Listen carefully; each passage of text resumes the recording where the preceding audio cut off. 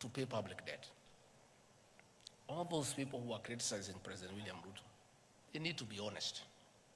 Are they telling the president and the government not to honor the debts that we found? These are debts for the Republic of Kenya. Although they were not committed by the present administration, they were debts committed by the government of the Republic of Kenya then. You as accountants, as business people, you know, in simple bookkeeping, there are assets and liabilities. We inherited the assets. State House, my office, vehicles. Fair enough. What about the liabilities? We inherited them too. Huge public debt, 9.6 trillion, 900 billion pending bills. Eurobond, 2 billion. Accruing interest between 12 to almost 16%. Those debts must be paid, and they'll be paid by the people of Kenya, not by William Ruto or Gachagua. It is the people of Kenya. Us being part of Kenya will pay through paying taxes. These people shouting left, right, and center, telling us to default so that we can be blacklisted as a banana republic. Are they telling us not to pay the Eurobond? Are they telling us not to pay what we owe the local banks? We want them to come and tell us. Don't just shout. Offer a solution. These debts are on record.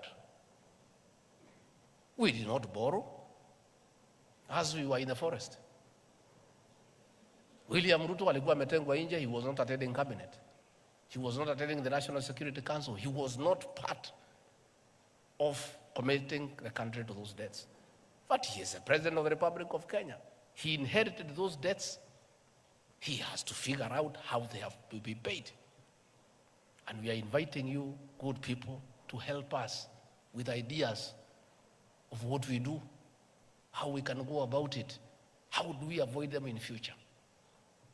Through continuous engagement, through bilateral and multilateral diplomacy, the president has traveled around the country, the world, engaging multilateral leaders, the IMF, the World Bank, key partners, the United States, the People's Republic of China. Currently, he has just left Germany for France to see how we partner with the world to get us out of the mess we are in. And it has started to pay. Yesterday, the World Bank made a huge pronouncement of $12 billion in the next 3 years. Concessional loan on very low interest, as opposed to trying to borrow money here from local banks. The IMF, 4 days ago, made a similar announcement of a huge intervention. We have public roads that have all stalled. We need to get the contractors back on site. We have to get this money somehow. We did not create this situation. We found it. And they are uncomfortable when we say that's the situation we found. What do they want us to say? You people know, you manage companies. You know, you look at the state of the books when you take over a company. You take a company that is in the red, you know what to do with it. You take a going concern, you know what to do with it. But us, we didn't have a choice. Kenya is ours. We took it the way it was because this is our country. If we had a choice, we would have looked for another company, not Kenya. Because of the huge debt portfolio through irresponsible borrowing. When we tell the story, because we are going to tell the story, people will be shocked. How $2 billion was taken from the central bank and put in a private bank that is responsible for the situation we are in, the weakening of the shilling. And people want to sit there, and we know what they did. And we had said, let bygones be bygones. But there's a good discussion. We are going to have a good discussion. We are putting the figures into place, who took what and where, so that the people of Kenya can know why we are in this shit and this mess. To be fair to everybody, how do people expect a government to fix a 10-year mess in 1 year? A mess of 10 years. Through state capture, conflict of interest, outright theft of public resources,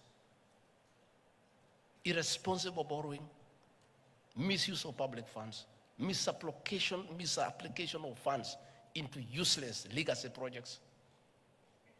And here we are. We must be truthful to the people of Kenya, because it's important that we be truthful to the people of Kenya.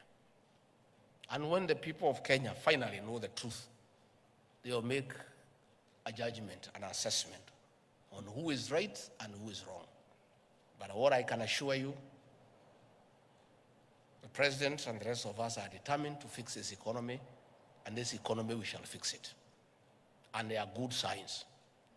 And signs are, last year, for the first time in 8 years, at the closure of financial year at midnight on June 30th, we had given every cent owed to the county governments.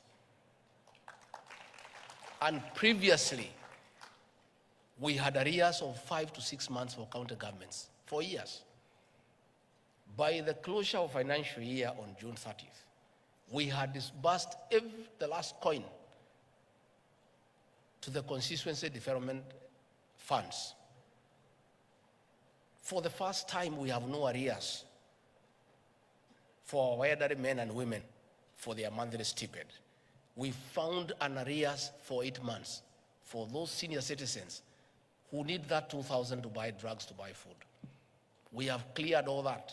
Today, they get their stipend before civil servants are paid. And we have said, let anybody who has an idea on how to fix this economy come and talk to us. I want, on behalf of the president, to welcome you as ISPAC.